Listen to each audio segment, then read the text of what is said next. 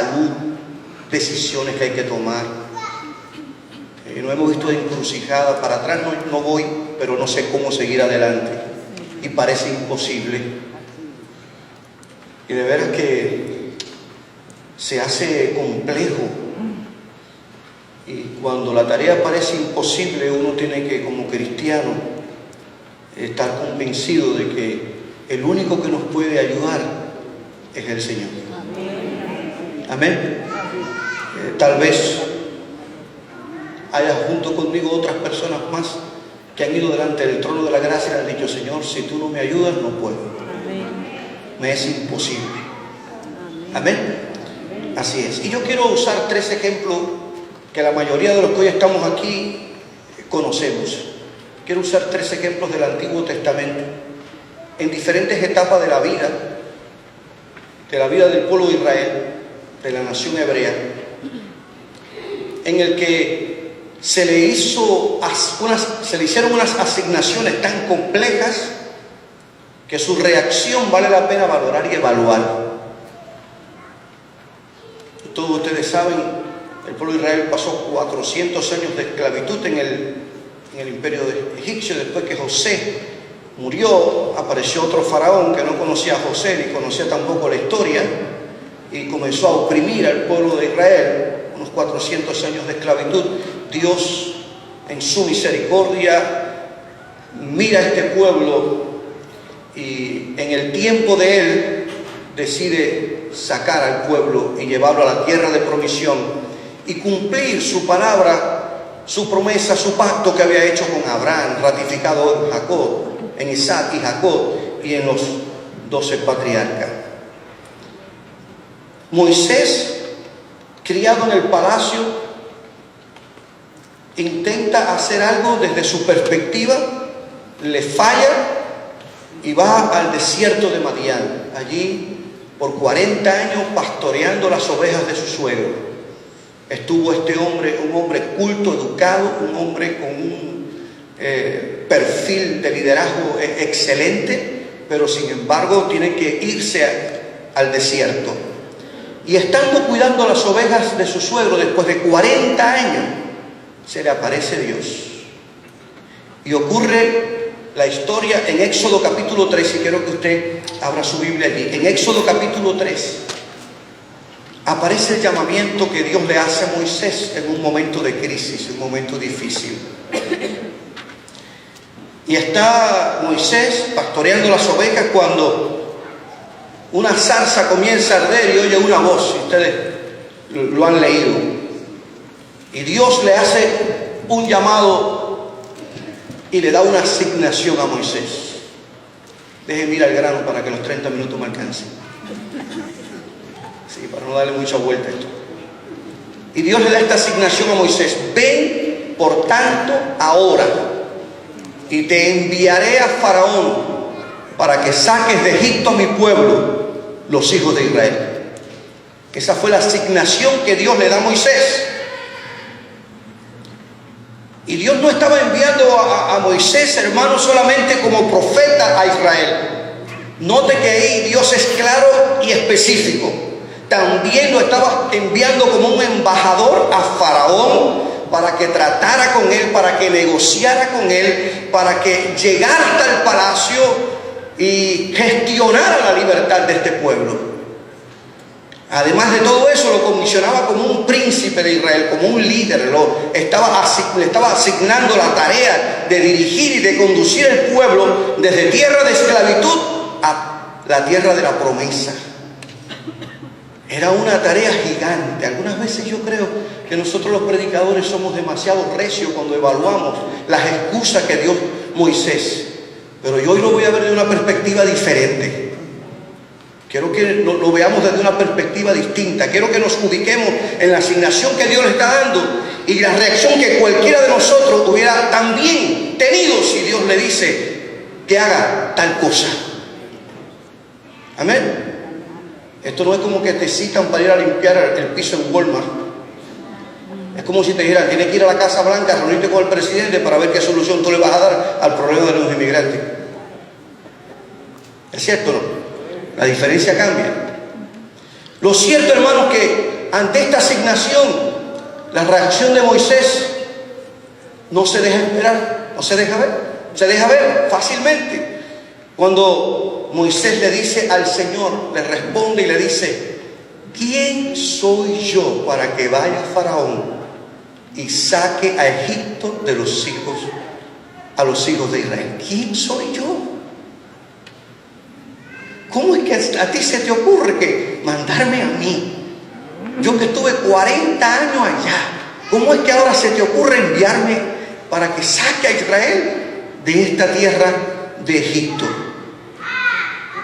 Y esta expresión, hermanos, es digna de evaluar y mirar, porque tal vez usted coincida con mi evaluación, pero simple y llanamente lo que yo interpreto de este punto es que Moisés se cree indigno de tal honor. ¿Quién soy yo para que tú me tomes en cuenta y le dé esta tarea? Él cree que le falta coraje, talento, que no está capacitado para asumir tal asignación, que no se halla con todo lo que se requiere para ir y llevar adelante lo que Dios le está pidiendo, sacar de Egipto a los hijos de Israel. Un pueblo desarmado, esclavo, oprimido, para colmo indisciplinado, que cuando trató de defender a dos hebreos que estaban peleando, simple y llanamente lo culparon y lo quisieron casi como que acusar delante de Faraón. Y dice: ¿cómo tú piensas que yo voy a ir allá? Como esta gente están desanimados completamente, han perdido todo ánimo. La tarea era gigante, un pueblo numeroso, y verdaderamente la asignación que Dios le estaba dando era una misión casi imposible. ¿Es cierto o no? Cuando la tarea se hace imposible, cuando la tarea parece imposible. Esta fue la reacción de Moisés: yo no estoy capacitado para hacer tal cosa. ¿Lo ve usted así como yo? ¿No? Y sin embargo, cuando usted analiza el trasfondo de Moisés, nos daremos cuenta que Moisés era la persona más adecuada en aquel tiempo para hacer tal cosa. Era el hombre que más capacitado estaba para hacerlo. Era el hebreo de mejor cultura, era el hebreo de mayor educación y mayor formación. Era el hombre que se había criado en el palacio del faraón y conocía la cultura, la filosofía, el arte, el lenguaje, y conocía toda la política dentro de aquel palacio. Era el hombre que, desde el punto de vista humano, reunía todo lo que se necesitaba, y Dios estaba mirando un potencial. Sin embargo, él se cree incapaz de hacerlo. Eso no huele a humildad. A gente sencilla, a gente que no se le sume el zumo para la cabeza, a gente que ha logrado lidiar contra el orgullo y la autosuficiencia y la autovanagloria. ¿Lo ve usted así como lo veo yo? Me ayudan a corregir si estoy equivocado. De tal forma que aunque él dice que no sabe hablar y que no sabe expresarse, no cabe duda que ha sido educado, formado para hablar y para discutir y para convertirse en un embajador y para hacer tantas cosas. Había sido preparado en el palacio del rey con todo eso. Era un hombre que tenía erudición, sabiduría, experiencia, valor, fe y santidad. Sin embargo, dice: ¿quién soy yo? ¿Quién soy yo para hacer esto? La tarea que tú me estás asignando es imposible, Dios. Casi como que le faltó decirle: búscate a otra gente. Mirar atrás, ¿y a quién iba? ¿Con quién? Así que las dificultades de la obra eran ciertamente grandísimas, hermanos. Y es importante que, si nosotros empatizamos con Moisés y nos ponemos los zapatos de Moisés, diríamos casi lo mismo, de alguna forma. Señor, esto es una tarea imposible. Pero al fin, Moisés es el hombre que Dios lo usa, se deja usar, lleva a cabo la tarea porque Dios da su gracia a los humildes. Dios bendice a la gente que aprende a depender de Él, a reconocer su incapacidad, reconociendo que la capacidad para hacer lo que hacemos viene del trono de la gracia. Amén. Ordinariamente, hermanos, cuando más apta es una persona para un servicio, tanto más baja es la opinión que tiene de sí misma para asumir la tarea que se le asigna de parte de Dios. Si nosotros vamos al libro de Jueces, y yo quisiera que usted lo leyera, yo quisiera ocupar aunque sea 2 o 3 minutos para leer esta fábula. La Biblia está llena de una riqueza literaria incomparable. Jueces capítulo 9. Hay un momento en la historia de la nación de Israel cuando están en la conquista. Y allí ocurre una parábola interesante, no se la voy a proyectar, así que si ustedes tienen la Biblia, por favor, búsquenla. Cuando Abimelech se quiere hacer rey y aparece allí esta parábola tan preciosa en Jueces capítulo 9, versículos 8 en adelante. Y Jotán, que era un líder dentro del pueblo, fue y se puso en la cumbre del monte Gerizim y alzando su voz clamó y los dijo: oídme, varones de Siquem, y así os oiga Dios. Fíjese, fueron una vez los árboles a elegir rey sobre sí, y dijeron al olivo: reina sobre nosotros. Mas el olivo respondió: he de dejar mi aceite con el cual en mí se honra a Dios y a los hombres para ir a ser grandes sobre los árboles. Y dijeron los árboles a la higuera: anda tú, reina sobre nosotros. Y respondió la higuera: he de dejar mi dulzura y mi buen fruto para ir a ser grandes sobre los árboles. Dijeron luego los árboles a la vid: pues ven tú, reina sobre nosotros. Y la vid le respondió: he de dejar mi mosto que alegra a Dios y a los hombres para ir a ser grandes sobre los árboles. Dijeron entonces todos los árboles a la zarza: ¿van teniendo idea? Anda tú, reina sobre nosotros. Y la zarza respondió a los árboles: si en verdad me elegís por rey sobre vosotros, venid, abrigaos bajo mi sombra, y si no, salga fuego de la zarza y devore a los cedros del Líbano. Qué fábula más interesante sobre lo que estamos hablando, hermanos, de que generalmente las personas con mayor capacidad, usted los observa que se sujetan a Dios y reconocen su incapacidad, porque Dios es el que da la capacidad. Ni el olivo, ni la higuera, ninguno de esos árboles frutales estuvieron de acuerdo en asumir el liderazgo que los árboles le estaban dando. Pero la zarza, algo espinoso, el que quiere relucir. Muchas veces el que más se aplaude es al que hay más que tenerle miedo. Me disculpa que sea tan transparente, pero es una realidad. Moisés era el hombre que en aquel momento reunía los requisitos. Sin embargo, le dijo a Dios: ¿quién soy yo? ¿Quién soy yo? ¿Cuál fue la respuesta de Dios? ¿Cuál fue la respuesta de Dios a las objeciones de Moisés? Fíjese, Dios lo que hace, en vez de aceptar o en vez de recibir las objeciones, decir: ok, Moisés, está bien, me voy a buscar otra gente. En definitiva, yo tengo la capacidad para levantar a cualquier otro líder, Sin embargo, Dios le promete su presencia. Moisés, aunque tú te sientas que no eres capaz, yo estaré contigo. Yo estaré contigo. Y si yo estoy contigo, eso basta.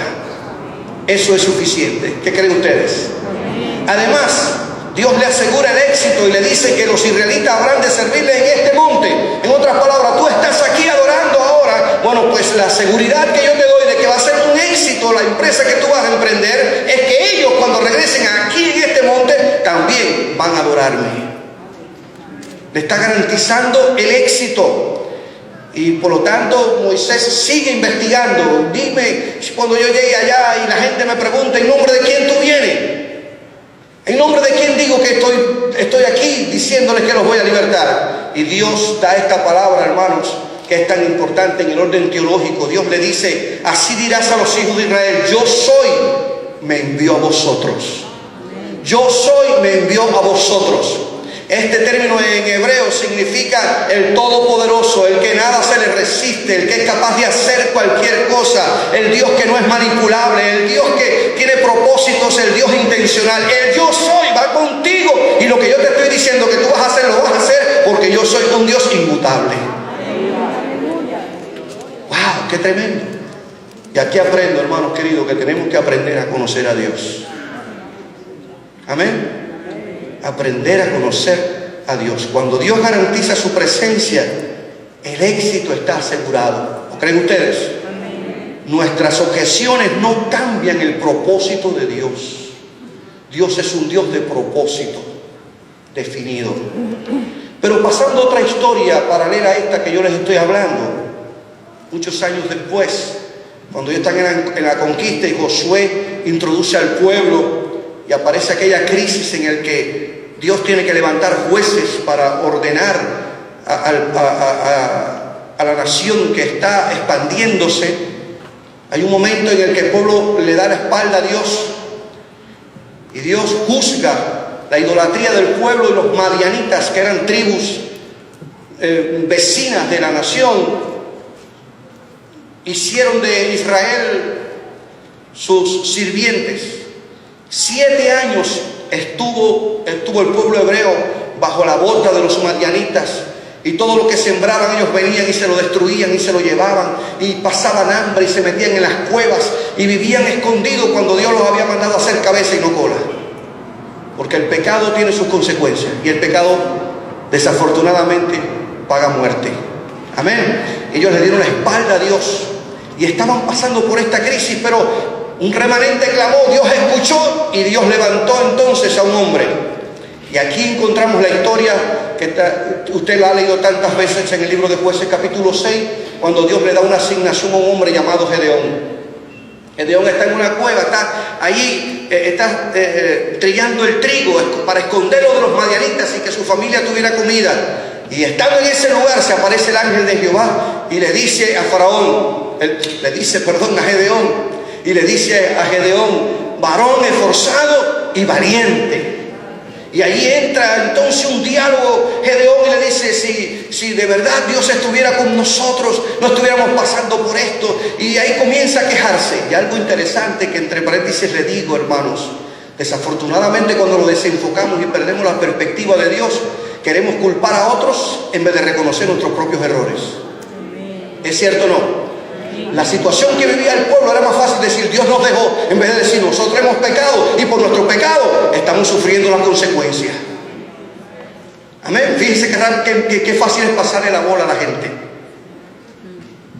Tenemos que aprender a reconocer nuestros propios errores y reconocer que esos errores traen consecuencias. Pero aún Gedeón, diciéndole eso a Dios, Dios en su misericordia, me encanta esta expresión, cuando allí dice el historiador, mirándole Jehová. Dios, por decirlo de alguna manera, a ver si me hago entender, no le dio valor a esa queja que estaba dando Gedeón, por decirlo de alguna forma. Él miró el corazón de Gedeón. Miró el corazón de Gedeón. Mirándole le dijo, ve con esta tu fuerza. Aleluya. Y salvarás a Israel de la mano de los madianitas. ¿No te envío yo? Te quejas, pero tú que tienes esa fuerza, ve, levántate para que lo liberes. Y Dios le da la tarea a Gedeón de libertar a Israel de la dominación madianita, que por 7 años los estaban arruinando. La misma fuerza que empleaba para sacudir el trigo debía emplearla en una tarea más noble, libertar a su pueblo. Amén. Gloria a Dios. Y el Señor lo envía con esta tu fuerza, con esta fuerza que yo te doy, con esta capacidad que yo te estoy asignando. Ahora ve a libertar a tu pueblo. ¿Cuál fue la reacción de Gedeón? ¿Cuál fue, hermanos? Paralela a la de Moisés. Dice el historiador que ante aquella asignación, entonces Gedeón reaccionó y le dijo a Dios: ah, Señor mío, ¿con qué salvaré a Israel? ¿Con qué voy yo a salvar a Israel? He aquí que mi familia es pobre en Manasés y yo el menor en la casa de mi padre. Tremendo, hermano. ¿Con qué salvaré yo a Israel? Me estás dando una misión imposible. Me estás asignando una tarea imposible. ¿Con qué yo voy a salvar a Israel? ¿Cómo lo voy a hacer? Y simple y llanamente, hermano, con esta pregunta, Gedeón está dando a entender una humilde desconfianza de sí mismo, como lo había hecho Moisés. ¿Cómo me envías a mí? Dos expresiones, dos reacciones paralelas. Fíjese, a pesar de que el ángel le había dicho varón esforzado y valiente, a pesar de que Dios le había dado una evaluación positiva, él dice: ¿con qué yo voy a salvar a Israel? Gedeón se ve pequeño, insignificante para asumir semejante liderazgo, y le dice: he aquí que mi familia es pobre en Manasés. No tenemos esos recursos, Dios. No tengo ese capital para organizar un ejército. ¿Quién me va a hacer caso a mí? Para colmo, para más, imagínate que yo soy el menor en la casa de mi padre. ¿Quién me va a hacer caso? Ni tengo recursos, ni tengo plata, ni tengo una posición social que me permita llegar a los hombres de Israel y levantar un ejército. Por favor. Casi como que le faltó decirle: búscate a otra gente, pero no cuentes conmigo. ¿Con qué? ¿Cómo que? ¿Con qué yo voy a salvar a Israel? Aleluya. ¿Qué voy a intentar hacer yo cuando me falta toda cualificación para este servicio? Soy indigno, Señor, de tal honor. No puedo ya hacerlo. Pero qué bueno es saber, y ya lo hemos dicho otras veces, que Dios se place en exaltar a los humildes. Amén. Así lo estoy mirando, hermanos. Viendo la posición de dos hombres que ante una asignación ellos se sienten incapaces de hacerlo, pero sin embargo Dios le está dando la responsabilidad. ¿Cuál fue la reacción de Dios? ¿Cómo reaccionó el Señor? ¿Cuál fue la respuesta que Dios le dio a estas observaciones de Gedeón, que eran ciertas, ciertísimas? Era verdad lo que Gedeón le estaba diciendo al Señor, como lo mismo que le decía Moisés al Señor. Efectivamente, Manasés era de las tribus más pobres en Israel. Él era el menor de su familia. Generalmente el menor de una familia no tenía el ranking, la autoridad. Usted puede evaluar la familia de David. Se pensaba que el primogénito era el que iba a ser electo por Samuel para sustituir a Saúl. Sin embargo, Dios rompe todos los esquemas humanos y elige al menor, al que pastoreaba las ovejas. Y aquí no fue la familia de Gedeón, no fue a buscar al primogénito de la familia de Gedeón. ¿A dónde fue? Al menor, al más insignificante. Pero era el valiente, era el hombre con coraje que se metió desafiando las amenazas de los madianitas, defendía la comida y el trigo para que su familia no pasara hambre. Y Dios vio el corazón. Dan gloria a Dios. Dios mira el corazón. ¿Me estoy haciendo entender? Qué bueno. Dios reacciona de una forma diferente. Y ante las objeciones de Gedeón en el capítulo 6, versículo 16, nosotros encontramos la respuesta de Dios. Al igual que a Moisés, el Señor le promete su presencia. Yo estaré contigo. Amén. Yo estaré contigo. Para instruirte, para fortalecerte, para guiarte, para darte las estrategias. Gedeón, y si yo estoy contigo, eso es suficiente. Amén, hermanos. Y aquí aquí aprendo una gran verdad. En las situaciones por las cuales muchas veces nosotros atravesamos y nos sentimos tan indefensos, es porque muchas veces no estamos conscientes de que Dios está con nosotros. Nos cuesta trabajo concientizar esa verdad. Teóricamente la sabemos, teóricamente la explicamos y la decimos, y usted dice, qué tremendo, pero en el momento de la prueba nos cuesta trabajo creer que realmente el Señor está conmigo. Y se nos afloja la rodilla. Aleluya. Pero Dios le promete, yo estaré contigo. Y aquí aprendo otra gran verdad. Dios nunca te va a asignar, ni me va a asignar a mí una tarea y nos va a dejar solo. ¿Me está oyendo, hermano? Nunca, nunca, nunca Dios nos va a asignar una tarea y nos va a dejar solo. Yo estaré contigo. Sigo. Y además, como le aseguró a Moisés, se lo asegura a Gedeón, le asegura el éxito y le dice, derrotarás a los madianitas como a un solo ¿qué? Como un solo hombre. No te preocupes, Gedeón, son miles, pero cuando tú pelees contra ellos es como si pelearas con un solo madianita. Así que no te preocupes, la batalla es mía. Aleluya. Así que Gedeón, igual que Moisés, quería una ratificación del llamado, la seguridad de que de veras el Señor iba a estar con él. Y ahí tiene un diálogo que usted conoce, parte de la historia, en que en un momento en el que la revelación escaseaba, obviamente ellos querían estar seguros de que Dios era el que estaba hablándoles. Y al igual que Moisés pidió en nombre de quien voy, Gedeón ahora pide también que se le ratifique que Dios iba a estar con él. Y aparecen los famosos requerimientos de Gedeón, de un cordón que amanezca bien mojado y todo lo demás seco, y al revés después, al otro día, que todo amanezca mojado y el cordón seco. Nosotros necesitamos en la dispensación de la gracia de caer en esas condiciones, porque el Espíritu Santo mora en nosotros y nos da la seguridad y la convicción de que la presencia de Dios está con nosotros. Amén. Gloria a Dios.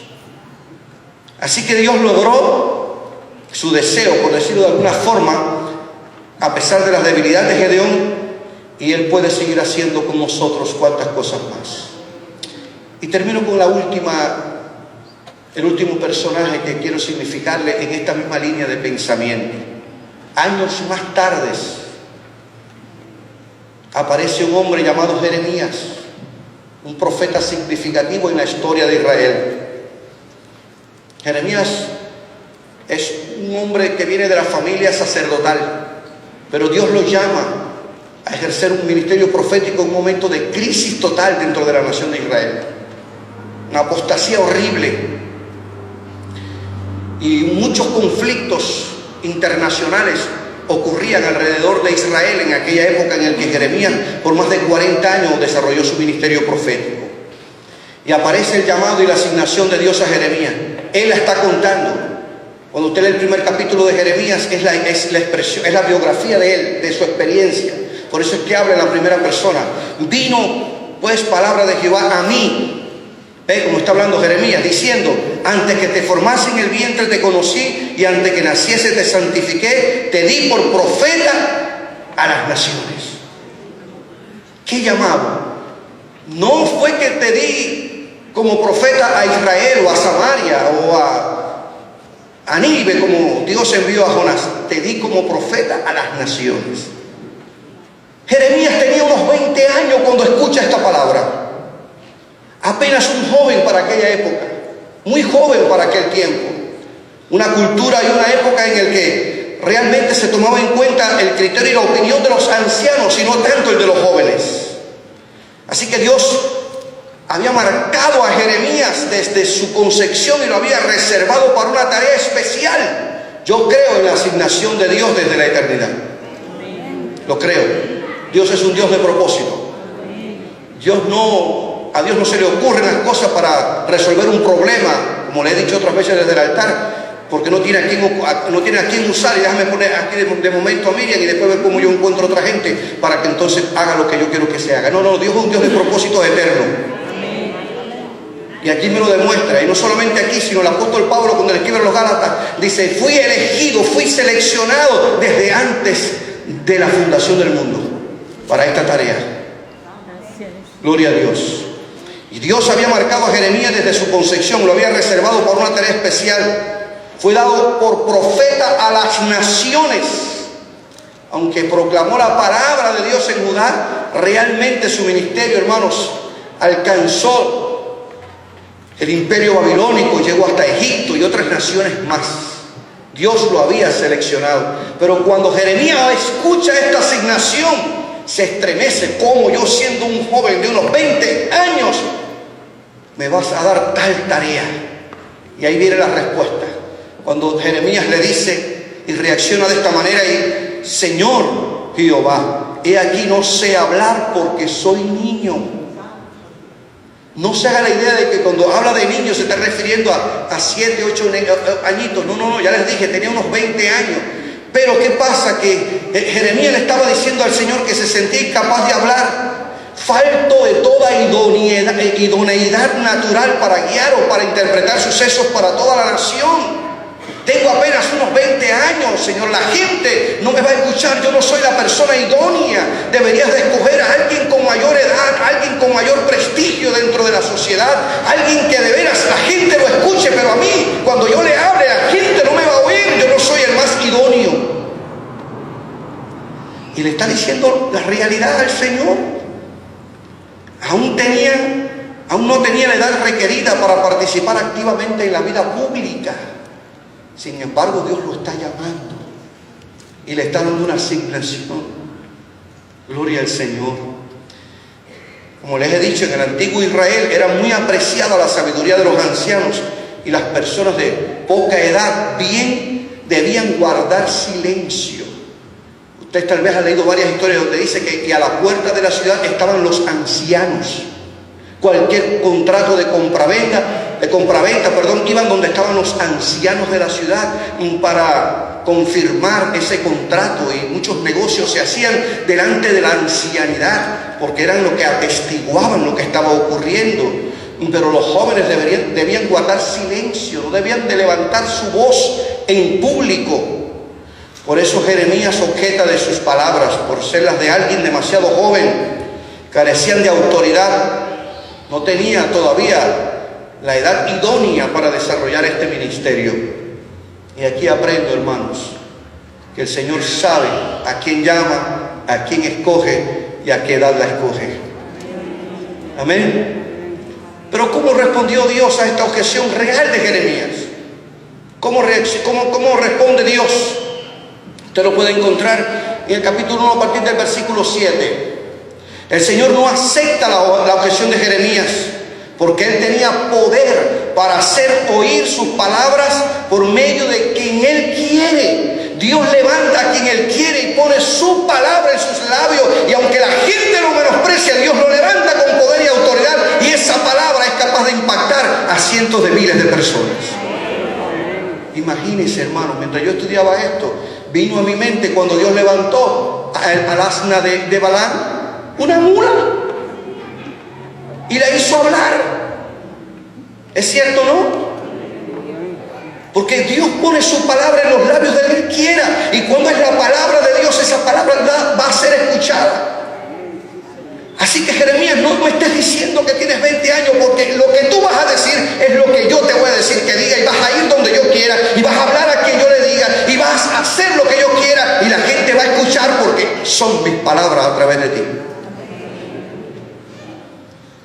Y al igual que a Moisés y a Gedeón, le asegura el éxito y le dice: contigo estoy para librarte.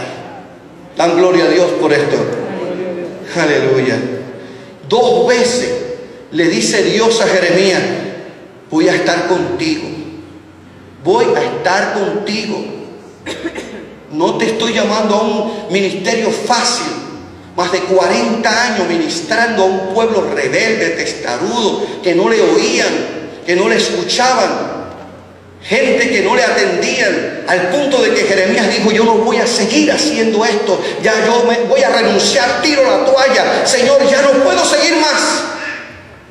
Hasta que tiene que decir: pero hay un fuego dentro de mí que yo no puedo dejar de decir lo que Dios me dice que yo diga, Porque cuando hay vocación, cuando hay pasión, cuando lo que hacemos no lo hacemos simple y llanamente para buscar el aplauso de la gente o el vítore de la gente, sino simple y llanamente para cumplir con la asignación de Dios, es imposible de hacerlo, porque es lo único que Dios nos ha dicho que hagamos y lo tenemos que hacer con pasión, entusiasmo y compromiso.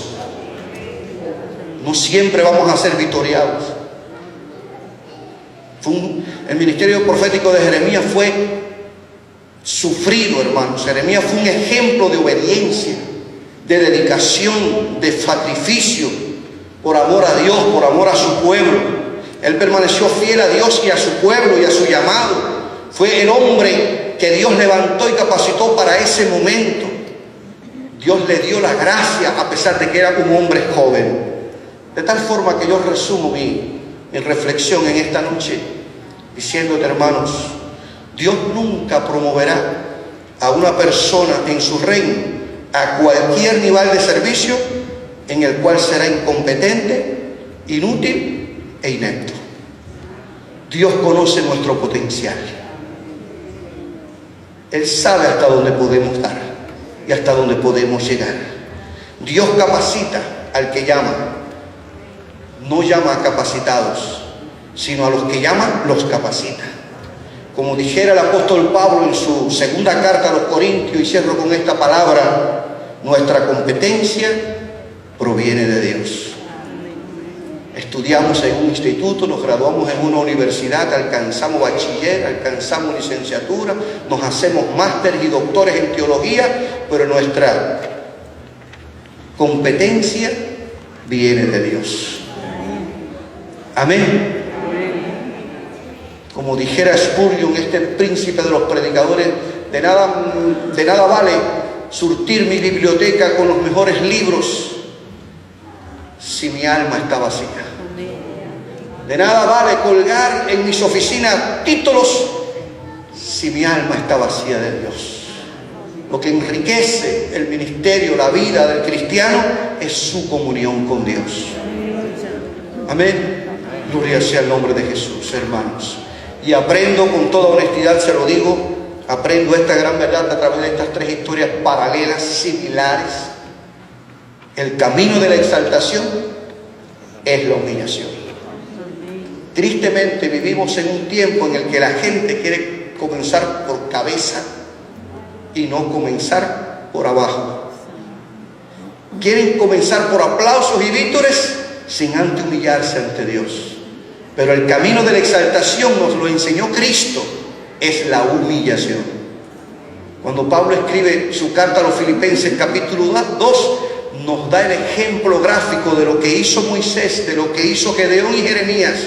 ¿Qué hizo Cristo? Se humilló.